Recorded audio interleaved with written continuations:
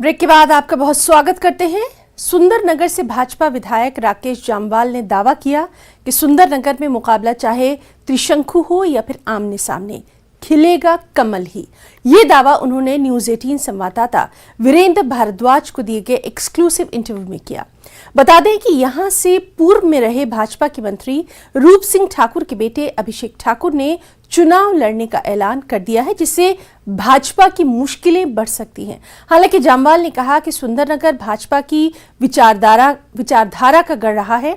यहां इससे पहले भी त्रिशंकु मुकाबले हो चुके हैं और उनमें जीत भाजपा की ही हुई है।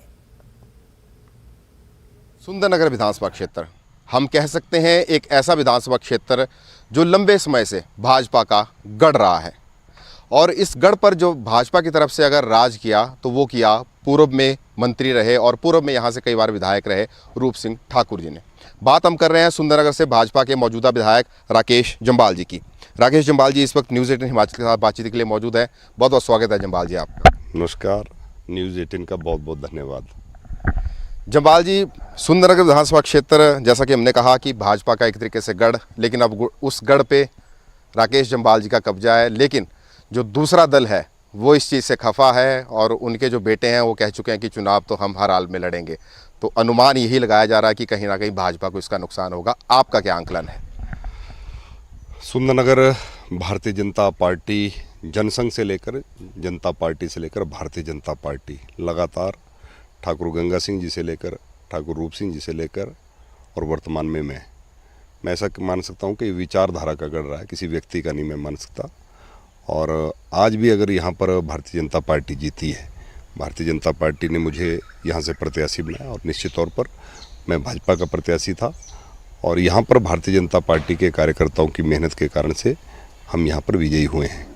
और जहाँ तक आपने कहा कि किसी ने कहा कि मैं निर्दलीय लड़ूंगा, भारतीय जनता पार्टी में और देश के यशस्वी प्रधानमंत्री ने लाल किले से 15 अगस्त को आह्वान किया है कि परिवारवाद जो है वो नहीं चलेगा, और इस देश के लिए वो जिसको कहते हैं कि एक दीमक की तरह है। इस देश का जो आज ये हाल हुआ है इसके लिए परिवारवाद जिम्मेवार है। तो एक इबारत मोदी जी ने लिखी है, मुझे लगता है वो सबको पढ़नी चाहिए, और वो मैं भी पढ़ रहा हूँ और बाकी लोगों को भी पढ़नी चाहिए, और हम उसी अनुसार आगे बढ़ें तो मुझे लगता है वो अच्छा रहेगा।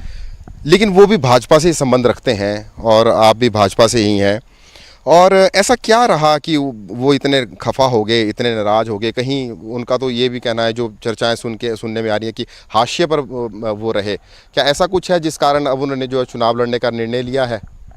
मुझे लगता है ये सारे प्रश्न आपको उनसे ही करने चाहिए तो ज़्यादा बेहतर रहेगा। ठीक है, चलिए हम उनसे भी ये सवाल पूछ लेंगे।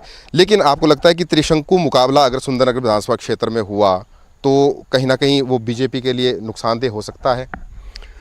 अनेकों बार सुंदरनगर में त्रिशंकु भी मुकाबले हुए हैं। शायद आप 1977 की तरफ अगर जाएंगे, जब जनता पार्टी थी तो यहाँ त्रिकोणा मुकाबला हुआ था। उसमें जनता पार्टी, निर्दलीय, कांग्रेस, उसमें भी जनता पार्टी जीती थी जब ठाकुर रूप सिंह जी ने पहला चुनाव लड़ा था।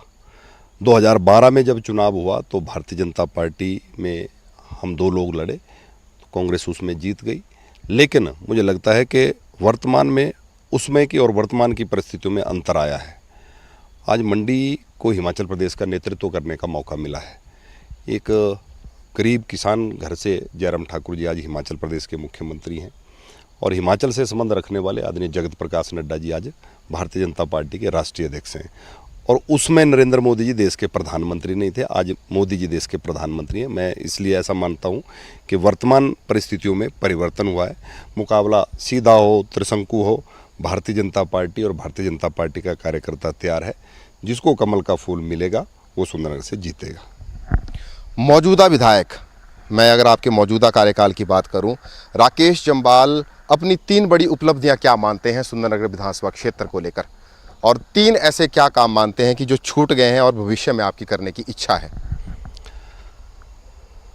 मैं खुद को सौभाग्यशाली भी मानता हूं कि ऐसे समय में मैं सुंदरनगर का विधायक बना जब प्रदेश में भी सरकार भारतीय जनता पार्टी की और दिल्ली में भी सरकार भारतीय जनता पार्टी की बनी, डबल इंजन की सरकार।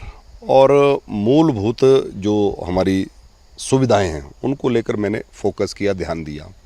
सुंदरनगर विधानसभा क्षेत्र में स्वास्थ्य सुविधाओं को लेकर मैं ऐसा मानता हूं कि जयराम जी की वर्तमान की सरकार में और केंद्र में नड्डा जी के सहयोग से हमने हिमाचल प्रदेश के सुंदरनगर विधानसभा क्षेत्र में जो काम किया है पिछले किसी कार्यकाल से आप इसकी तुलना कर सकते हैं। सुंदरनगर विधानसभा क्षेत्र में जब से हिमाचल प्रदेश का गठन हुआ तब से लेकर 2017 तक मात्र 6 प्राइमरी हेल्थ सेंटर थे और वर्तमान की सरकार में इस 4.5 वर्ष के कार्यकाल में 4 नए प्राइमरी हेल्थ सेंटर इस सुंदरनगर विधानसभा क्षेत्र में हमने खोल दिया और अलग अलग दिशा में। चलिए, आपने समय दिया और हमारे सवालों के जवाब दिया और हमसे बातचीत की, उसके धन्यवाद।